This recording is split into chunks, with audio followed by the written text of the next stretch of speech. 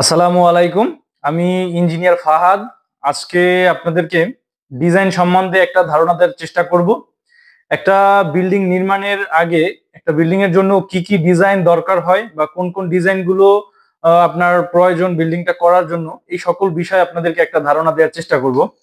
আর যার জন্য আমি আমাদের করা একটা বিল্ডিং এর ডিজাইন আপনাদের মাঝে নিয়ে হাজির হয়েছি। এটা হচ্ছে একটা চারতলা বাড়ির জন্য, চারতলা একটা বিল্ডিং এর জন্য করা একটা ডিজাইন। তো আমাদের অনেকেই আসলে নক করেন যে আসলে ভাই ডিজাইন করবেন বা ডিজাইন করতে চাচ্ছেন এরকমের। তো অনেক মানুষ আসলে আবার ভুল করে বা ভুল ডিজাইন নিয়েও আমাদের কাছে আসেন। তো এই বিষয়টাকে ক্লিয়ার করার জন্য আজকে মূলত এই ভিডিওটা মেক করা। তো একটা ডিজাইন আসলে হচ্ছে একটা কাঠামোর মূল মন্ত্র বা মূল সূত্র। ডিজাইনটা যদি পারফেক্টলি হয় বা সঠিক একটা ডিজাইন হয়, তাহলে কাঠামোটা সকল দিকেই সঠিক এবং পারফেক্ট হবে, সাশ্রয় হবে, দেখার মতো নান্দনিক হবে, ভিতরে স্পেস গুলো সঠিক এবং প্রপার আলো বাতাস ভেন্টিলেশন ইত্যাদি সকল ফ্যাসিলিটি থাকবে। একটা ডিজাইনের মধ্যে আমরা যেগুলো প্রোভাইড করি, যেমন এইটা হচ্ছে আমাদের ফ্রন্ট টপ পেজ। এরপরে এর একটা একটা পেজের পরে বিল্ডিং এর যে বিল্ডিংটা দেখতে কি রকমের হবে, এর যে ভিউগুলা, এই ভিউগুলো আমরা এই 3D ভিউতে দেখতে পারবো। এরপরে এই কয়টা সাইটেরই আসলে ভিউ থাকবে। এরপরে থাকবে মাস্টার প্ল্যান থাকে, যে বিল্ডিংটা আসলে কোন পজিশনে আছে, এর আশেপাশে কেমন জায়গা ছাড়া হয়েছে, সকল কিছু। এরপরে থাকে হচ্ছে ফ্লোর প্ল্যান। এই যে বিষয়টা, এটা হচ্ছে ফ্লোর প্ল্যান, মানে ফ্লোরটা ভিতরে কিভাবে কি থাকবে এই বিষয়টা। অনেকে আসলে যারা টেকনিক্যাল বিষয়গুলো আসলে গ্রামে থাকেন বা বিদেশে থাকেন, বা যারা আসলে টেকনিক্যাল বিষয়গুলো প্রপারলি ভালোভাবে বুঝেন না, তারা করেন কি, ভাবেন যে এইরকমের একটা ফ্লোর প্ল্যান দেখেই ভাবেন যে এটা বোধহয় একটা ডিজাইন, এটা হলেই আপনি বাড়িটা করতে পারবেন। আসলে এরকমের না, এরকমের ফ্লোর প্ল্যান দিয়ে আপনি বাড়ি করতে পারবেন না। কারণ আপনাকে জানতে হবে যে এর কলাম কিভাবে হবে, বিম কিভাবে, এটা টোটাল ভাবে একটা ক্যালকুলেশন করতে হবে, ইঞ্জিনিয়ারিং হিসাব নিকাশ করতে হবে। এরপরে হচ্ছে এটাকে প্রপার ডিজাইনে প্রস্তুত করতে হবে। তাও এটা একটা ফ্লোর প্ল্যান দেখে কেউ ইয়া করবেন না যে এটা একটা ডিজাইন। ডিজাইনের অনেকটা পার্ট থাকে। ফ্লোর প্ল্যানটা হচ্ছে জাস্ট একটা আর্কিটেকচারাল ফ্লোর প্ল্যান, যেটা হচ্ছে আপনার ফ্লোরে কেমন স্পেস হবে, কোন জায়গায় রুম হবে, কোন জায়গায় টয়লেট হবে, কোন জায়গায় কিচেন হবে, এর সঠিক জায়গার ব্যবহার।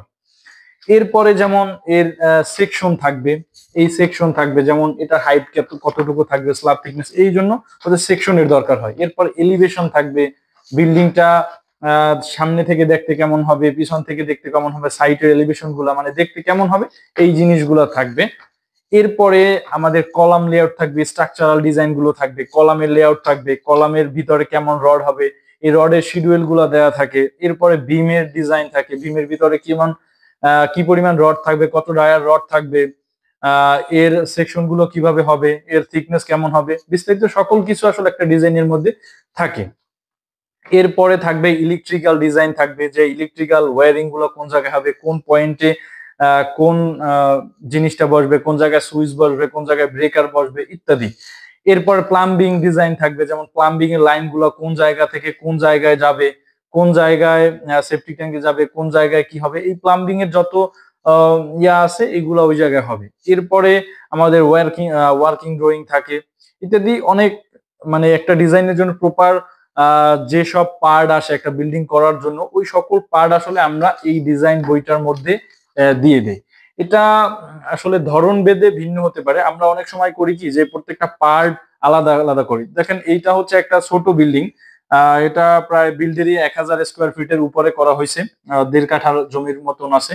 তো যেহেতু এটা ছোট্ট জায়গার উপরে চারতলা বিল্ডিং, সেক্ষেত্রে আমাদের ডিজাইন বইটা একটু পাতলা হয়েছে, তাও মিনিমাম 60 পেজের মতন হবে।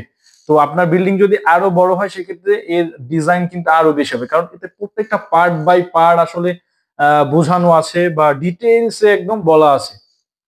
তো অনেকে আসলে করেন কি, আমরা যখন অনেক জায়গায় যাই, যে আমরা ডিজাইন করি না, অন্য মানুষের ডিজাইন করা বা কম দামে হয়তো ডিজাইন করছে, আমরা সাইট ভিজিট করার জন্য যাই বা সাইট ভিজিটের জন্য যাওয়া হয়। তো এরপরে দেখি আসলে ডিজাইনের মধ্যে আসলে কিছুই নাই। শুধুই মনে করেন যে মালিকের যদি কম টাকা দিয়েও ডিজাইনটা করে থাকেন, সেক্ষেত্রে ওই টাকাটাই লস।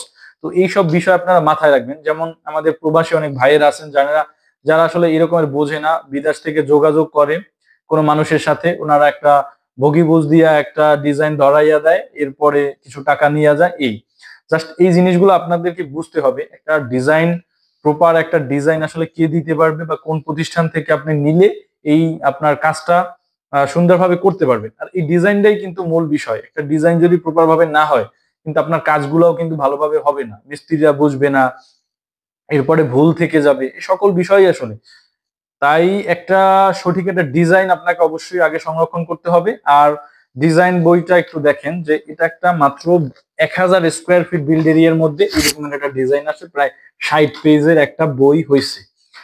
তো এই রকমের ন্যূনতম এইরকমের একটা বই হবে। আর এর ভিতরে আমি যেগুলো বললাম যে আর্কিটেকচারাল, স্ট্রাকচারাল, 3D ভিউ, এরপর ইলেকট্রিক্যাল, প্লাম্বিং, ওয়ার্কিং ইত্যাদি সকল ডিজাইন এটার সাথে ইনক্লুডেড থাকবে।